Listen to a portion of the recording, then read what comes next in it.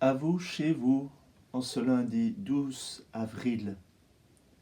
Pendant 4 jours, nous allons lire l'Évangile qui relate la rencontre de Jésus avec Nicodème. C'est un évangile si important qui nous fait comprendre pleinement ce que signifie le mystère de Pâques. En effet, Jésus nous dit « Amen, Amen, je te le dis, personne, à moins de renaître, ne peut voir le règne de Dieu. » Si nous sommes nés de nos parents, par le baptême, nous renaissons à la vie divine. Il nous faut renaître d'en haut. Voilà ce que réalise le baptême. Nous reviendrons sur cet évangile au cours de la semaine. Aujourd'hui, je voulais mettre en lumière ce que nous disent les Actes des Apôtres. Cela fait écho à ce que nous entendions hier. Faut-il obéir à Dieu? Faut-il obéir aux hommes? Il nous faut d'abord obéir à Dieu. Je vous lis donc une partie de la lecture tirée des Actes des Apôtres de ce jour. Pourquoi ces nations en tumulte, ces peuples aux projets stupides, ces rois de la terre qui se groupent, ces grands qui conspirent entre eux contre le Seigneur et son Messie? Et c'est vrai, on a conspiré dans cette ville contre Jésus, ton saint, ton serviteur, que tu as consacré comme Messie. Hérode et Ponce Pilate, avec les païens et le peuple d'Israël, ont accompli tout ce que tu avais décidé d'avance, dans ta puissance et ta sagesse. Et maintenant, Seigneur, sois attentif à leurs menaces. Donne à ceux qui te servent d'annoncer la parole avec une parfaite assurance. Étends donc ta main pour guérir les malades.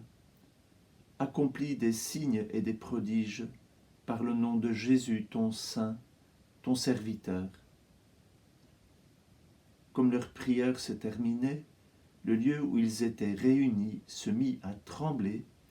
Ils furent tous remplis de l'Esprit Saint et ils annonçaient la parole de Dieu avec assurance. Nous aussi, nous avons à demander ce don du Saint-Esprit pour que nous ayons de l'assurance dans notre vie chrétienne. Aussi pour témoigner là où il peut y avoir des lois iniques. Je pense en particulier aux lois qui concernent la vie, le début de la vie, la fin de la vie. Nous ne pouvons pas obéir à des lois qui seraient iniques, qui ne sont pas selon Dieu, qui ne sont pas selon l'ordre de la justice. Nous avons à être pleins d'assurance pour témoigner du respect de la vie, de l'amour du Créateur qui nous donne de respecter la vie. Nous le disions déjà hier, quand nous réfléchissons, quand nous méditons sur le mystère de la miséricorde, nous avons à renaître d'en haut. Soyez miséricordieux comme votre Père céleste est miséricordieux. Nous ne pouvons pas vivre notre vie humaine selon des pensées humaines. Il nous faut renaître d'en haut, et c'est ce qui va changer aussi nos actes, ce qui va nous permettre d'avoir plus d'assurance pour être à l'heure de notre recréation, de cette vie nouvelle que par le Christ et l'Esprit Saint nous avons reçue. L'Esprit Saint crie en nous, Abba, Père. Notre vie chrétienne, elle s'accomplit face au Père, face à Jésus dans l'Esprit Saint.